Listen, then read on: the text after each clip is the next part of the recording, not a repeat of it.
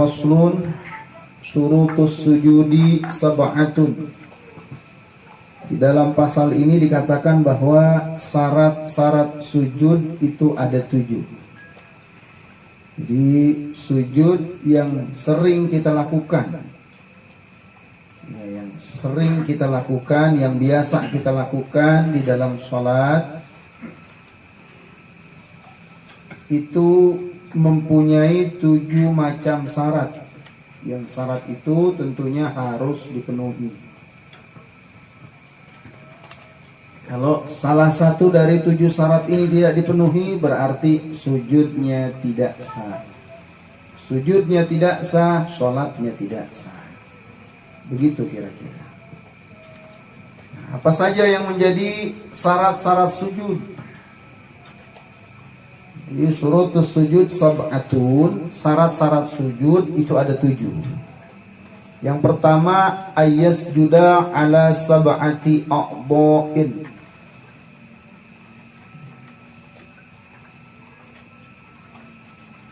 Hendaknya kita sholat di atas 7 anggota. Sholat, sujud dengan 7 anggotanya. Maksudnya 7 anggota sujud. Apa saja 7 anggota sujud yang dimaksud? Khatimatun a'dha'us sujud sab'atun. Anggota sujud yang dimaksud yang 7 adalah al-jabhatu. Yang pertama jabhah. Nih. Sujud mesti nempel nih jabhah nih. Jidatnya mesti nempel. 1. Kemudian wabutunu asabi'il kafaini. Bagian dalam nih. Bagian dalam atau perut dari jari-jari 2 telapak tangan.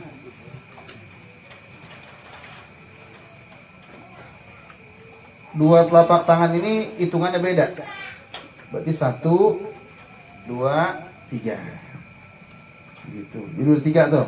1 jidat, 2 berarti nih ya telapak tangan kanan, yang ketiga telapak tangan kiri. Nih bagian dalamnya nih atau bagian perutnya. Ini kan bagian luar atau punggung. Ini bagian dalam atau bagian perut, telapak tangan. Ada 3 tuh ya. Kemudian waruk batani, 2 lutut. Itu pun sama, hitungannya lain. Lutut kanan berarti anggap yang keempat. Lutut kiri yang kelima. Ada 5 tuh ya. Jadi sujud mesti ditempel loh. Jabahnya mesti nempel. Ini nggak boleh diangkat salah satunya. Ya. Sujud lepas tangan umpamanya nggak sah. Atau diangkat salah satunya nggak boleh.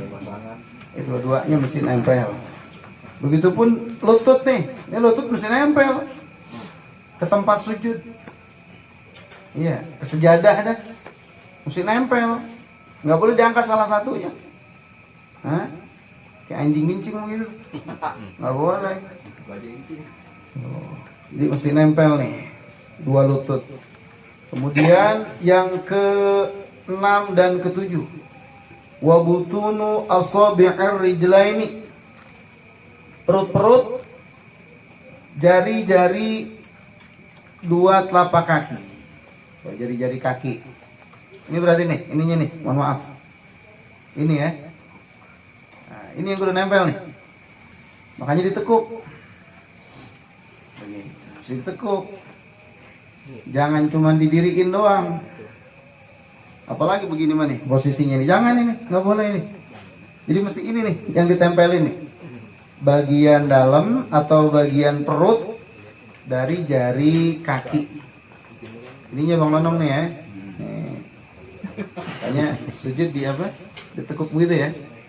Ya, nggak harus semuanya, minimal 1 jari minimal. Nah, iya begitu kira-kira. Iya udah pas ya bang itu deh. Kalau nggak bisa muliin. Bisa muliin. Jadi ada 7 semuanya ya.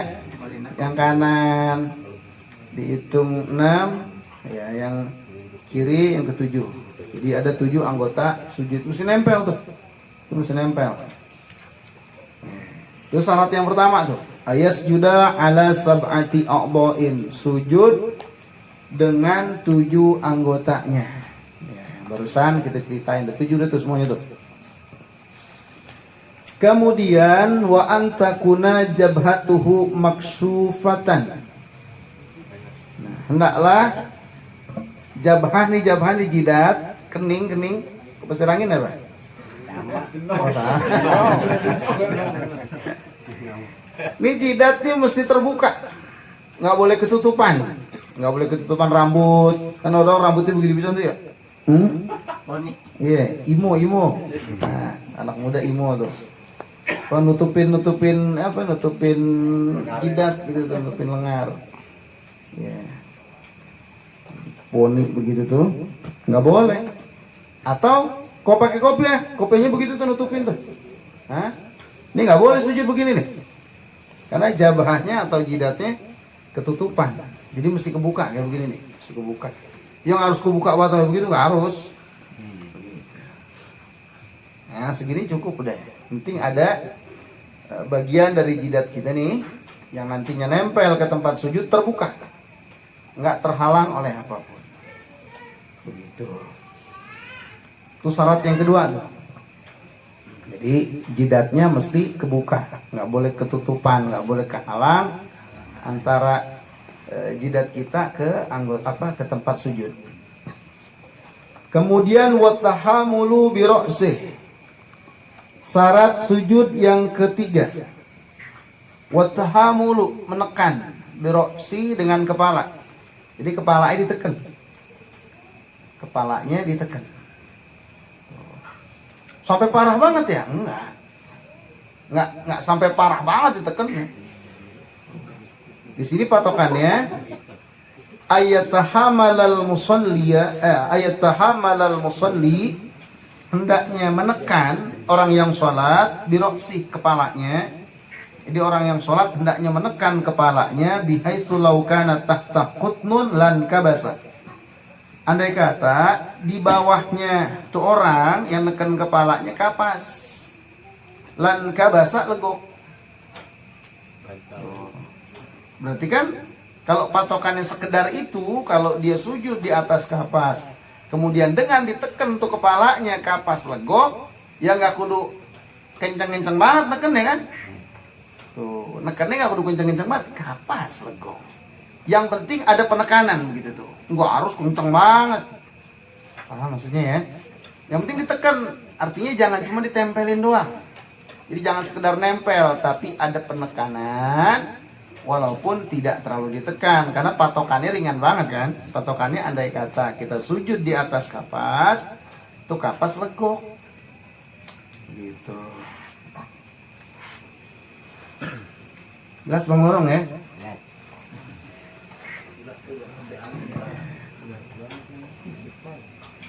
Wa adamul huwi li ghairih. Syarat yang keempat, wa adamul huwi. Kita nggak boleh turun, kan sujud itu turun ya, dari i'tidal ke bawah, sujud turun, atau dari duduk di antara dua sujud ke sujud lagi kan turun juga. Wa adamul huwi, nggak boleh kita turun. Li ghairihi, karena alasan lain selain sujud. Jadi kalau kita turun dari i'tidal, memang semata-mata niatnya sujud. Atau kita turun dari duduk di antara dua sujud, niatnya memang untuk sujud yang kedua. Yang kedua, nggak boleh turun dengan niat lain. Ya.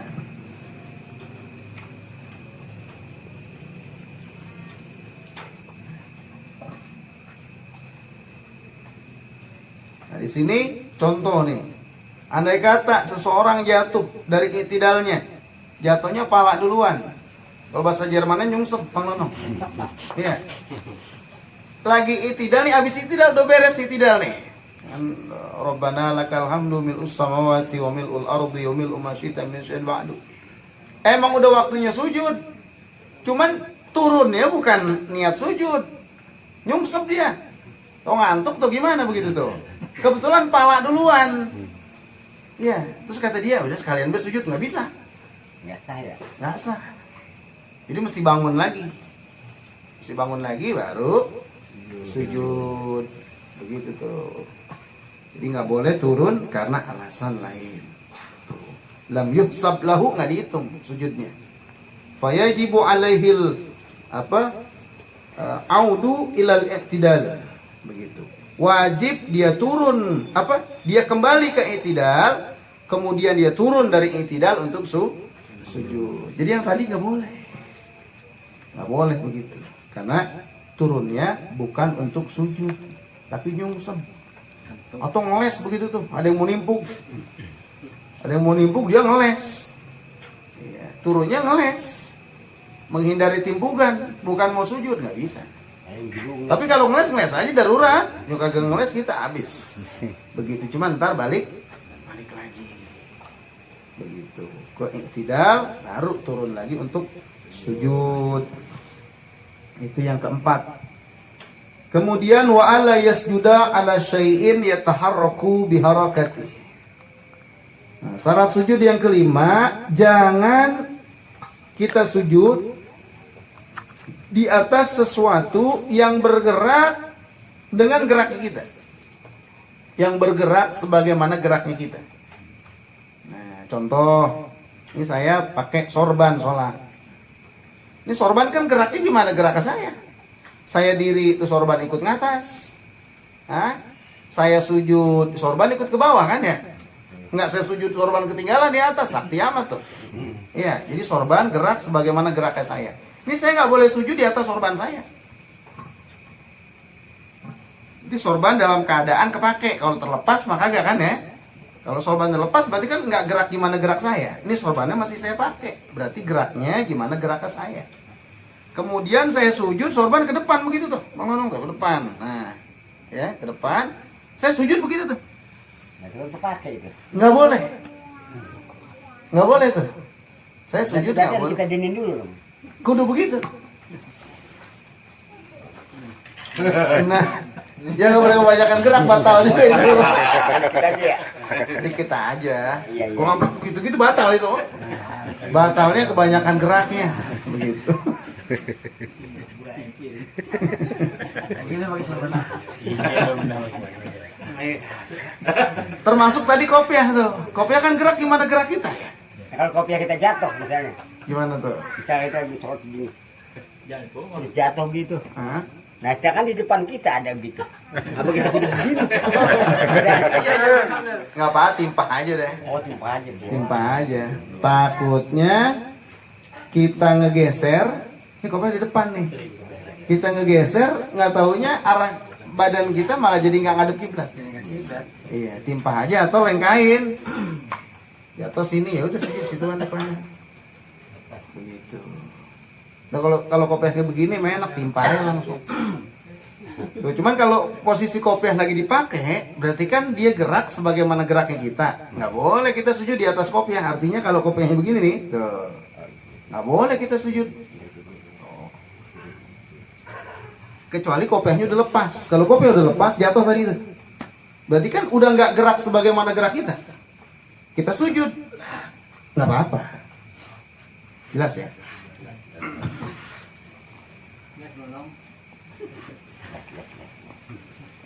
Wartifa'u asafilihi ala a'alihi. Syarat sujud yang keenam, mengangkat bagian bawah, iya, atas bagian yang biasa di atas. Jadi sujud itu syaratnya meninggikan bagian yang biasa di bawah, iya, di atas bagian yang biasa di atas. Nah, di sini maksudnya adalah mengangkat ajizah, bukan azizah. Kalau nama cewek rata-rata azizah, artinya wanita yang mulia. Bukan ajizah. Kalau ajizah itu artinya bokong. Nah, kalau sujud itu kan ngangkat bokong. Bokong itu biasa di bawah kan? Ya, kayak duduk di bawah biasanya bokong tuh. Begitu, ngangkat bokong, iya. Wa mahaulaha, dan yang sekitarnya bokong. Bokong dan sekitarnya.